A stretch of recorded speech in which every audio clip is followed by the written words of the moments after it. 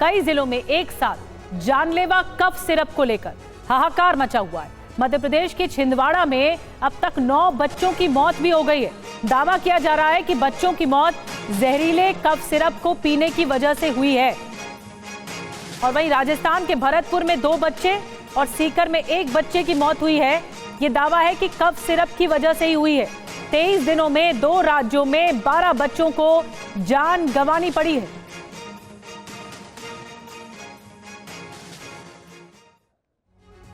तो जानलेवा cough syrup मासूमों को बचाओ। दरअसल ये मामला और ज्यादा चौंकाता है। बच्चे इसकी गिरफ्त में आ रहे हैं। बच्चों की मौत हुई है और छिंदवाड़ा में आपको बता दें 9 बच्चों की जान चली गई है। भरतपुर में 2 बच्चों की जान गई, सीकर में 1 और 23 दिनों में 2 राज्यों में कुल मिलाकर 12 बच्चों की जान चली गई है। ये मामला बहुत ज्यादा चौंकाता है। आपको बता दें कि कफ सिरप से बच्चों की मौत के मामले पर छिंदवाड़ा के एसडीएम और भरतपुर के ड्रग कंट्रोलर ने क्या कुछ कहा है इस मामले में, आपको सुनवाते हैं। तो हमारी एक बच्ची की डेथ हुई है, उसको मिला के अभी तक हमारी टोटल 9 डेथ्स हो चुकी हैं। और प्रिकॉशनरी रूप से हम कार्रवाई ये कर रहे हैं कि हमारे पास 1420 बच्चों की लाइन लिस्ट है जो वायरल खांसी जुकाम जिसमें वो ग्रसित रहे हैं अभी तक। इसमें हमने प्रोटोकॉल ये बनाया है कि 2 दिन से ऊपर जैसे कोई बच्चा बीमार रहता है उससे हम सीधे सिविल अस्पताल लेकर आते हैं, वहाँ 6 घंटे की मॉनिटरिंग में रखते हैं। वहाँ से अगर केस बिगड़ने की गुंजाइश होती है तो जिला अस्पताल भेजते हैं, ठीक हो जाता है बच्चा तो घर भेजते हैं और आशा को बोलते हैं कि हफ्ते में एटलीस्ट 2 बार जाकर उनका फॉलोअप लेते हैं। इस कफ सिरप की जो भी मरीजों को सप्लाई है उनको रोकने के लिए सभी खंड मुख्य चिकित्सा अधिकारी, पीएमओ एवं चिकित्सा अधिकारी प्रभारियों को निर्देश दिया गया है कि आगामी निर्देशों तक जो हमारे उच्च अधिकारियों से प्राप्त होंगे तब तक इस कफ सिरप की सप्लाई नहीं करनी है। अब पूरा मामला आपको बताते हैं ये है क्या। दरअसल छिंदवाड़ा में बच्चों की किडनी फेल होने के मामले सामने आ रहे थे। सभी बच्चों में बुखार और पेशाब करने में परेशानी जैसे लक्षण सिम्टम्स दिख रहे थे। बच्चों को नागपुर रेफर किया गया लेकिन बचाया नहीं जा सका। किडनी की बायोप्सी जांच में डाइथिलीन ग्लाइकॉन DEG जिसे कहते हैं ये मिला है।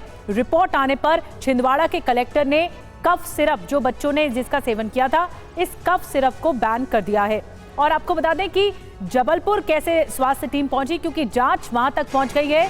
कटारिया फार्मास्यूटिकल्स के गोदाम पर रेड की गई है।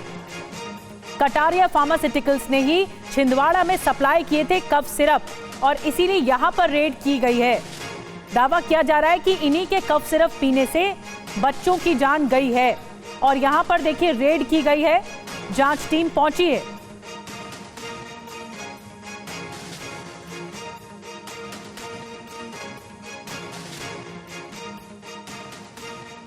लेकिन कई सवाल हैं इस घटना के बाद जो सामने आ रहे हैं। TV9 कई सवाल सामने रख रहा है आपके। पहला सवाल, 11 बच्चों की मौत, 12 बच्चों की मौत का आखिर जिम्मेदार कौन है?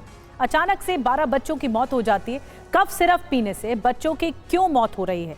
कफ सिरप में ऐसा क्या था? क्या दवा की क्वालिटी चेक नहीं की गई थी पहले? क्या बच्चों को दी जा रही दवा मिलावटी रही?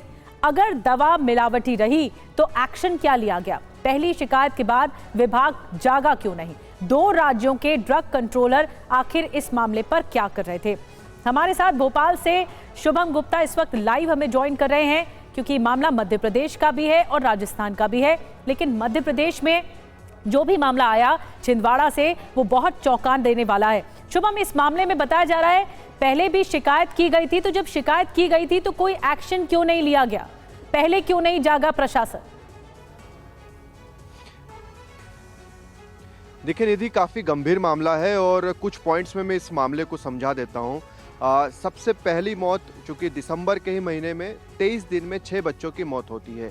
जो पहली मौत होती है वो किडनी फेल होने की वजह से होती है। ऐसे में उस परिवार को आशंका होती है और उनके मन में कई तरह के सवाल कि ये 3-4 साल का बच्चा है और उसकी किडनी फेल होने की वजह से कैसे मौत हो सकती है।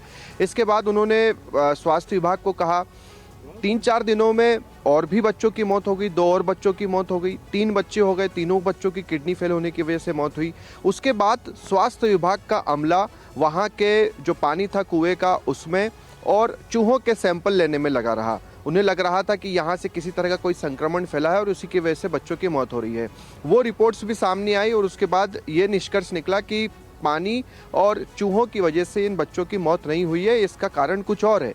एक और मीटिंग बुलाई गई जिसमें कई विशेषज्ञ डॉक्टर बैठे गए, कलेक्टर, स्वास्थ्य विभाग का अमला बैठा गया और उसमें ये चीज़ निकल कर आई कि प्रिस्क्रिप्शन चेक करना चाहिए कि आखिरकार इन बच्चों को कौन सी दवा दी जा रही थी।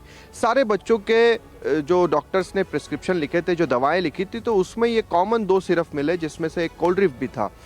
उसके बाद ये आशंका जताई गई कि जितने भी बच्चे हैं उसमें 80% बच्चों को यही सिरप दिया गया, ये कॉमन है।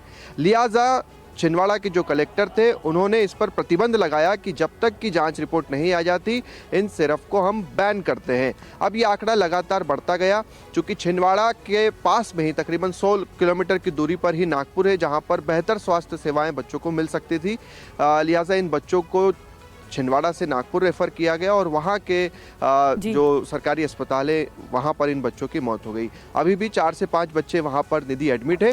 इसमें एक महत्वपूर्ण चीज़ ये निकल कर आई कि जब मध्य प्रदेश के उप मुख्यमंत्री, जिनके पास स्वास्थ्य विभाग भी है, राजेंद्र शुक्ला, उनसे जब हमने सवाल किया कि इन बच्चों की मौत क्या इस सिरप से हुई है, तो उन्होंने सिरे से इस चीज़ को खारिज कर दिया और कहा कि ये बात तो तय है कि सिरप से इन बच्चों की मौत कैसे नहीं हुई है।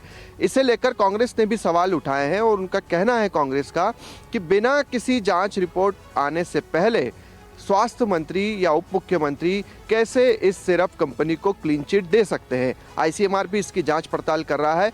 तो सारी की सारी चीज़ें निधि चल रही है। जबलपुर में भी छापेमार कार्रवाई हुई है। भोपाल के सीएमएचओ से भी हमने बात की थी तो उन्होंने भी भोपाल में कहा है कि जब तक ये जांच रिपोर्ट नहीं आ जाती, जब तक डॉक्टर्स अपने प्रिस्क्रिप्शन में इन दवाओं को ना ही लिखें तो बेहतर होगा।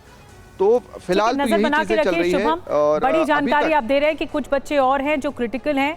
मैं आऊंगी आपके पास। आपने मध्य प्रदेश का पूरा ब्यौरा दिया कि कहां-कहां केसेस हैं और कैसे उन्हें बच्चों को बेहतर इलाज के लिए रेफर किया गया।